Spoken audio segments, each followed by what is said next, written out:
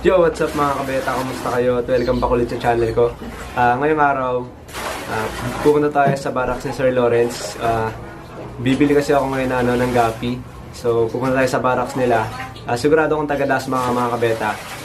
Kilala niyo siya kasi nagbebenta siya sa online ng mga gapi. So, tara, mag-aasikaso lang ako, tapos pupunta na tayo doon. So, tara, let's go!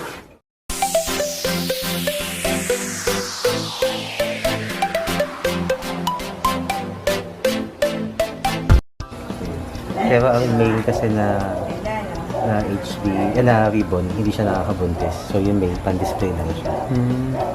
Ito naman sir, Bali yung mail, sir. Hindi nakakabuntis yun. hindi siya nakakabuntis, yung ribbon. Kaya pag nanganak kasi ang ribbon na female, so may anak siya na ribbon, siya na ribbon.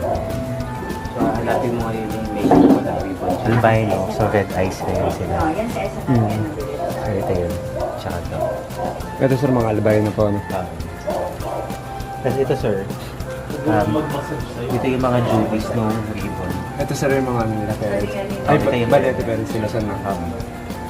So ito, mapapansin niyo may mga anak sila na may ribbon, may mahabang fin. Tapos meron din sila mga anak na wala. Ito naman sir, non-ribbon na ginseng. Ibang parents. Ibang parents nila, sir. Tapos ito sir, black rose. Ito, sir, yung yung nakaraan, sir, na yung tinatanong ko sa inyo, sir. So ito black moss golden siya. Ito yung anak niya. Mga 3 weeks na siya. Pag ganyan, sir, no, hindi niya kinakain yung price, yung mga fry pag basta busog siya, sir, no? Oo. Basta lahat sir ng gapi talaga fry eater. Fry So eater kailangan siya. silang bigyan ng konting gapi gas Gapi para gas. may tabunan. Pero totoo din sinabi mo, kapag busog naman sila, Hindi sila nakakain, sir. kakain. Pero pag albino talagang sir, ano? Oo. Ang problema sir sa albino, yung fry kasi red eyes din sila. So hindi rin sila nakakasuka ng maayos natin. So pag ginahabol sila, mas malaki yung chance na mahuli agad. Mahuli agad. Hindi sila mas ganun ka-relay. Dito sir, black moss. Bali, for sale ka pa niyan, sir? Puro may For saying siya sir, this is December 15.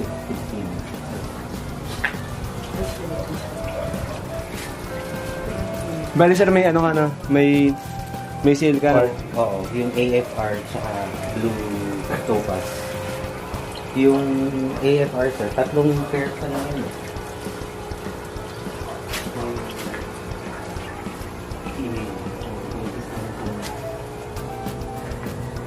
Ito yung main. Yung main madami. So madami nagtatanong ng trio. So Sir. hindi ko siya ma-release ng trio kasi Konti lang yung TV, no? Madami yung Yung mail. male. Yung ibang male na platinum white. Yun po, female na platinum white.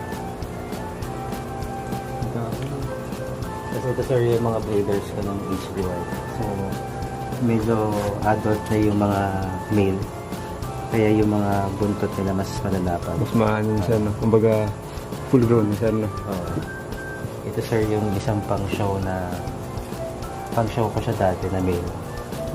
So yung tumanda na, hindi ko na siya pinapang-show pang-billboard. Sir, baka may kayo, tips sa show? Sa show, Abo. iba yung pag-keep sir sa show eh. Bali, Number one pag-groom, talaga no? sir, grooming talaga. So, ideally daily water change. Para yung mga pupo nila, sir. So, kasi yung isda, pagdating sa gabi, gumagawa nila. At sinigaan ngayon din na yung mag-start yung tingla, yung mga fungus. Yung mga bacteria, sir. So, Yung buntot yung pinaka-inalagaan. Tapos next, pagkain na. So, live as much as possible. para... So, ako food ko sir, kuha na yung gamit ko. Yung,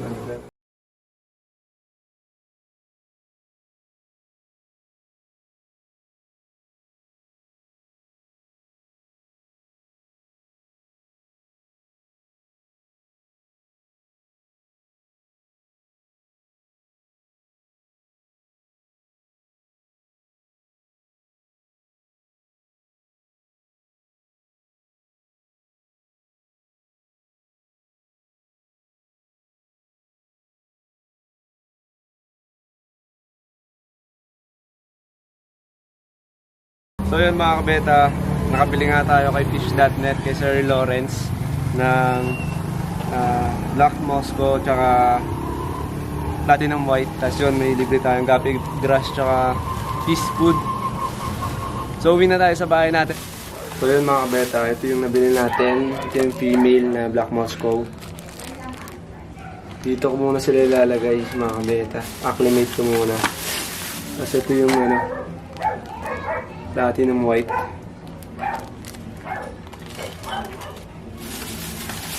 Baliktad Ito rin yung isang Platinum White. Tapos ito yung yung male na nakuha ko.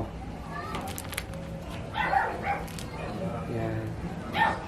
So yun, acclimate muna natin. Tapos mga kabeta, bukas na lang tayo. Boss ko na lang update sa inyo. Pakita ko sa inyo yung kasi medyo madilim na rin So yun, bukas na lang. Approximately 10 hours later. Mga kabeta, ito na yung nabili natin kay Sir Lawrence. Ito yung Black Moscow na female. So magdodrop na rin yan, kaya swerte ng pagkabili natin. Tapos, ito naman yung male. Tapos ito naman yung Platinum White na male. Tapos ito yung female.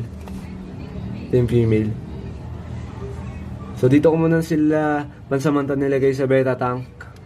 Kasi hindi pa nanganganak yung natin yung 5 gallon sa baba. Hindi pa nanganganak yung tank natin na 5 gallon sa baba. So ito, tingnan nyo mga kabeta. Nagle-labor pa lang yung 5 gallons natin. Pag nanganak to, siguro manganganak to 2.5 gallons. Ewan ko lang, baka naman. Tapos yun, didilipan na natin yan. Tapos ito mga kabeta, ito pala yung bagong binili rin to ni Mrs. Sa Cartimar. So ito yung sorority natin mga kabeta. Hindi ko alam baka ito yung nilagay natin sa 5 gallons natin. So sana nga mga anak na yung 5 gallons natin para pag may paglipatan tayo ng gapi natin. Yun, salamat nga pala Sir Lawrence at sa family mo sa may pagtanggap mo dyan sa amin sa barracks mo at sa ulitin po ulit. So yun mga kabeta, salamat sa panonood nyo at salamat sa pagsama sa akin sa pagbisita kay Sir Lawrence aka Fish.net. So kung kayo ay mga taga Cavite mga kabeta, i-recommend ko sa inyo na bumili ng gapi kay Sir Lawrence kasi bukod sa maganda ng isda niya, ang bait niya pa, tapos marami pa tayong matututunan sa kanya. So sa mga gustong bumili, iwan ko na lang sa description box yung link. Samahan nyo ulit ako sa pagbisita natin sa ibang barracks. At sana nga wala na tayong sipon para makapag-interview tayo ng maayos. So dito ko natatapusin tong video na to. Please like, share, and subscribe to my channel. At sana nakatulong ang video na to. Sama-sama ulit tayo sa susunod na journey. Happy fish keeping. Fish.